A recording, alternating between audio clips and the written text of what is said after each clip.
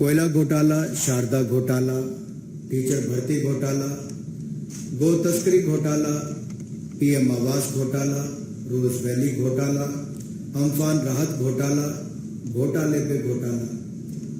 ये बहुत सारे राज्यों की बात नहीं, मैं एक ही राज्य की बात कर रहा हूं, पश्चिम बंगाल की। तृणमूल कांग्रेस की सरकार में एक के बाद दूसरा घोटाला सबके सामने आया। जब पश्चिम बंगाल की मुख्यमंत्री जांच में अवधान पैदा करने के लिए खुद धरने पर बैठ जाती है। नमस्कार।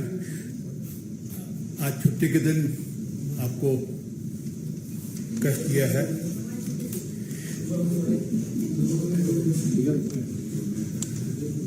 अनुराग जी एक विशेष विषय पर आपसे कुछ जानकारियां शेयर करना चाहते हैं। कुछ लोग यहाँ पर दिल्ली में आकर बैठे हैं, उनके विषय में अनुराग जी अपनी बात आपके समक्ष रखेंगे। अनुराग ठाकुर जी।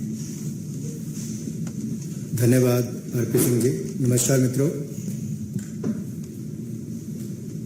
कोयला घोटाला, शारदा घोटाला, टीचर भर्ती घोटाला, गो तस्करी घोटाला, पीएम आवास घोटाला, रोज वैली घोटाला, अम्फान राहत घोटाला, घोटाले पे घोटाला। ये बहुत सारे राज्यों की बात नहीं, मैं एक ही राज्य की बात कर रहा हूं, पश्चिम बंगाल की। तृणमूल कांग्रेस की सरकार में एक के बाद दूसरा घोटाला सबके सामने आया। आपने 3 फरवरी 2019 को देखा होगा, जब पश्चिम बंगाल की मुख्यमंत्री जांच में अवधान पैदा करने के लिए खुद धरने पर बैठ जाती है। और आज 2 अक्टूबर 2023 को एक भ्रष्ट सांसद जो गंभीर आरोपों से घिरे हुए हैं, उनकी नेतृत्व में हवाई जहाज से अपने कुछ नेताओं को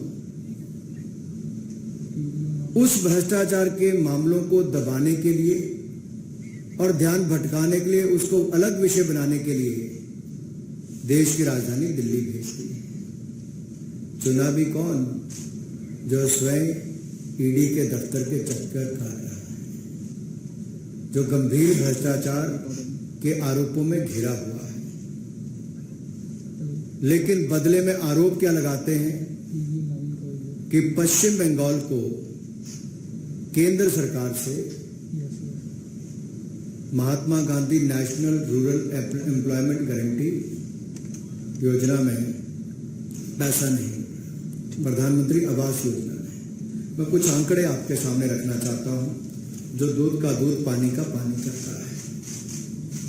अगर आप एक नजर केवल इस आंकड़ों पर डालेंगे तो इसे स्पष्ट पता चलता है कि भारत सरकार ने क्या क्या दिया है। अगर मैं बात करूं एमजी नरेगा की, तो यूपीए के शासनकाल में 14,985 करोड़ रुपए मिले और एनडीए की सरकार में 54,150 करोड़ रुपए 2021 में।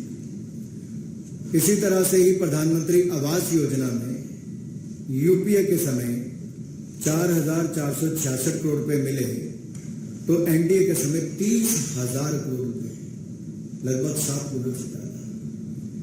अगर एनआरएलएम की मैं बात करूं, बैंक लिंकेज की, नेशनल लाइवलीहुड मिशन की, तो मात्र 626 करोड़ रुपए मिले थे यूपीए के समय। आज 74,034 करोड़ रुपए मिले, 12 गुना से ज्यादा। एनआरएलएम की बात करूं मैं आरएफ और सीआईएफ की, तो यूपीए के समय मात्र 23 करोड़ रुपए मिले थे, अब 3,735 करोड़ रुपए मिले, 13 गुना से ज्यादा।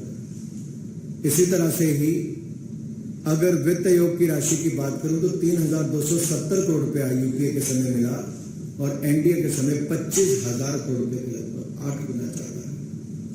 आरजीएसए की राशि 41 करोड़ यूपीए के समय, हमारे समय 227 करोड़। आंकड़ा कुल मिलाकर देखिए, यूपीए के समय 58,000 करोड़ रुपया है तो एनडीए के समय 2,05,003 करोड़, 2,05,003 करोड़। ये अपने आप में दिखाता है कि केंद्र सरकार से कोई कमी पश्चिम बंगाल के विकास के लिए नहीं रखी गई।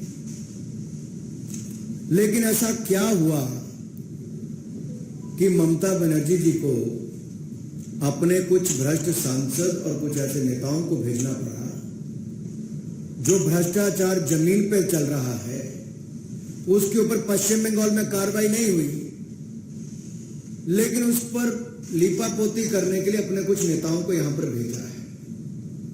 मैं थोड़ा सा विस्तार में इसके आपके बताना चाहूंगा। एक सेंट्रल टीम के द्वारा एक इंक्वायरी की गई 22 जनवरी 2019 से लेकर 24 जनवरी 2019 तक, 2-3 दिन की, और 6 ग्राम पंचायतों में 4 ब्लॉक जिसके आते हैं, ये वर्धमान पूर्व में हुई, और 7 ग्राम पंचायत और 3 ब्लॉक में हुगली डिस्ट्रिक्ट में हुई। यहां से 4 करोड़ 84 लाख की रिकवरी हुई। फिर एक और टीम का गठन किया गया, ये सेंट्रल टीम थी। फिर ये 13 सितंबर 2021 को गई और 17 सितंबर 2021 तक इसने इंक्वायरी की, और इसी तरह की इसकी ऑब्जर्वेशन एक बार फिर आई। अब इसमें क्या ऑब्जर्वेशन आई? बड़े काम को छोटे छोटे में बांट के इस तरह से खेल खेला गया कि नीचे तक जानकारी ना। फिर क्या था, जो एग्जिस्टिंग काम थे, जो काम हुए थे पहले, तालाब पहले था, सड़क पहले थी, उसी कोई नया काम दिखाकर महात्मा गांधी जी के नाम से जो योजना है उसमें भी घोटाला कर दिया ममता जी के। आज गांधी जयंती पर बता रहा, और गांधी जी की समाधि पर भतीजे को भेजा था। और देखिए कैसे समय, जिस योजना पर इतना पैसा खाया गया, सड़क तालाब ये दिखाए गए जो कभी बने नहीं, जो पहले से ही थे, उसके नाम पर पैसे खा गए मालदा डिस्ट्रिक्ट में। छोटी नदियों से गाद निकालने के नाम पे पैसे खा गए, और जहां कंटीली तार लगानी या बाढ़ लगाने की अनुमति नहीं होती, वो भी काम इसमें करके अपने काम चल दिए। फिर एक चाय बागान के लिए, ऐसे चाय बागानों के लिए रास्ते बनाने का काम, जहां के प्राइवेट किसी कंपनी को आप ये लाभ नहीं दे सकते, आपने वहां पे लाभ दिया और अपनी जेब में पैसा डाला। फिर नदी के तटबंध करने के लिए, तटीयकरण के लिए काम तो दिखाया गया, रेत की थैलियां वहां पर पाई गई। ऐसे अनेकों काम जिनकी अनुमति नहीं थी वो इसमें दिखाए गए, और कैसे पैसों का हेरफेर हुआ, किसके खाते में गए, इसके ऊपर एक एक्शन टेकन रिपोर्ट केंद्र सरकार ने राज्य को कहा कि आप उचित कार्रवाई करें और केंद्र को जानकारी दें। और जो इंक्वायरी रिपोर्ट हमने दी थी 6 मार्च 2019 को, और राज्य सरकार ने 3 महीने के बाद 19 जून को उसके ऊपर अपने एक रिपोर्ट दी। उसमें कुछ नहीं कहा, केवल ये कह दिया कि इसके ऊपर ये कदम उठाने चाहिए, कदम उठाए नहीं, उठाने की बात कही। हमने फिर कहा कि गैर इजाजत के जो काम हुए उसके ऊपर कार्रवाई कीजिए। एक के बाद दूसरा कॉम्प्रिहेंसिव एटीआर उनको देने के लिए कहा गया, लेकिन राज्य की सरकार ने कुछ नहीं किया। 1 साल बीता, 2 साल बीते, बार बार मांग करने के बावजूद राज्य की सरकार ने उन अपराधियों के खिलाफ जिन्होंने गरीब जनता के लिए दिहाड़ी लगाकर मजदूरी करके अपने परिवार का पेट भरना था, उनका पैसा खा गई इनकी करप्ट सरकार के समय। अरे गरीब के हक का तो छोड़ दो, शारदा नारदा रोज वैली में नहीं छोड़ा, टीचर घोटाले में नहीं छोड़ा, कोल घोटाले में नहीं छोड़ा, मनरेगा में तो छोड़ देते। अब यहीं भी नहीं रुके। पहली बार हुआ जब से मनरेगा की योजना चालू हुई कि इसमें जो सेक्शन 27 है महात्मा गांधी नरेगा एक्ट का, उसके अंतर्गत कार्रवाई की गई और उनको पैसा रोका गया। जब देखा कि 2-2 साल बीत जाते हैं, पश्चिम बंगाल की सरकार कोई कदम नहीं उठाती है, तब जाकर ये कदम उठाने पड़ते हैं। लेकिन गरीबों का केवल मनरेगा का पैसा ही नहीं खाया, गरीबों का आवास भी जिसके पास 2 मंजिल का घर, 3 मंजिल का घर, उसके नाम पर घर अलॉट कर दिए। देखिए, आजादी के बाद आज तक कोई सरकार अगर ऐसी आई जिसने 4 करोड़ गरीबों को पक्के मकान बनाकर दिए तो नरेंद्र मोदी जी ने बनाकर दिए। भारतीय जनता पार्टी एनडीए की सरकार ने बनाकर दिए। लेकिन वहां पर भी गरीबों का हक मारने में तृणमूल कांग्रेस की इस सरकार के पूरे आशीर्वाद के चले। कौन अधिकारी है, कौन इनके नेता है, कट मनी से लेकर जिनका बाकियों का नाम आता था, मैं पूछना चाहता हूं ममता बनर्जी जी से, क्या बताएंगे कि ये 3 मंजिला घर के मालिक का नाम प्रधानमंत्री आवास योजना में कैसे आया? ममता दीदी, जो पात्र लोग थे आपने उनको क्यों बाहर रखा? ममता दीदी, क्या गरीब का हक छीनने में थोड़ा सा भी दर्द नहीं हुआ ममता दीदी को? आप पात्र लोगों को आवास योजना प्लस का हकदार बना दिया, और कितने लोगों को? कुल 56,86,000 नए नाम भेजे थे इन्होंने। और जब शिकायतें पाई गई तो हमने लिखा वापस विभाग ने, ग्रामीण विकास मंत्रालय ने, कि इसको वापस देखिए। तो फटाफट पश्चिम बंगाल की सरकार ने 17,03,000 घरों के नाम काट दिए जो 2 मंजिले 3 मंजिले घर के मालिक वाले थे। अब सोचो इसमें कितना पैसा कमाते? 20,000 करोड़ रुपया, 20,400 करोड़ रुपया जो गरीब के घर के लिए मिलना था, वो ममता बनर्जी जी के आशीर्वाद से उनकी सरकार में अधिकारी, कर्मचारी से लेकर उनकी विचारधारा वाले नेताओं के ऊपर भी प्रश्न चिन्ह खड़े हुए हैं।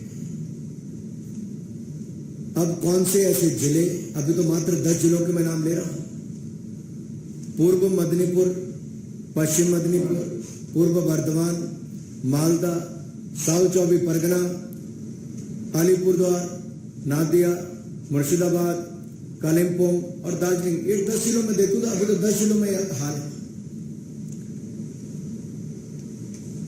अगर 56 लाख में से 56,86,000 में से 17,03,000 एक झटके में निकल जाते हैं तो सोचिए पहले की योजनाओं में क्या किया होगा।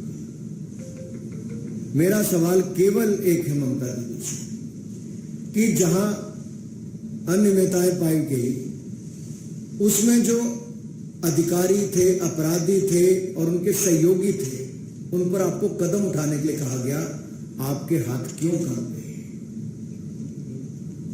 दंडात्मक कार्रवाई करने के लिए कहा गया उन पापी और भ्रष्ट अधिकारियों के खिलाफ, आपकी सरकार ने कदम क्यों नहीं उठाया?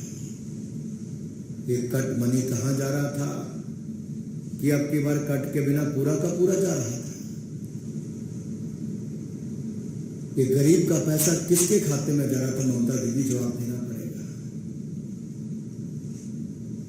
और यहां पे बापू की समाधि पर भेज के काम नहीं चलेगा। आपने पश्चिम बंगाल में क्या कार्रवाई की इन भ्रष्ट अधिकारियों के खिलाफ, देश जवाब मांगता है। और देश भली भांति जानता है कि नरेंद्र मोदी जी ने लगातार पश्चिम बंगाल को यूपीए के मुकाबले 4 गुना ज्यादा पैसा दिया। मैं केवल 4-5 स्कीमों की बता रहा हूं, कईयों में तो 16 गुना ज्यादा, कईयों में 8 गुना ज्यादा, कईयों में 7 गुना ज्यादा। तथ्य बताते हैं कि आपके आरोप झूठे हैं और ये सच्चाई सामने आई है कि भ्रष्ट अधिकारियों, कर्मचारियों, अपने नेताओं को बचाने के लिए एक बार फिर पश्चिम बंगाल की सरकार भ्रष्ट लोगों के साथ खड़ी नजर आई और गरीबों के हक छीनती नजर आई। जवाब दीजिए ममता। धन्यवाद।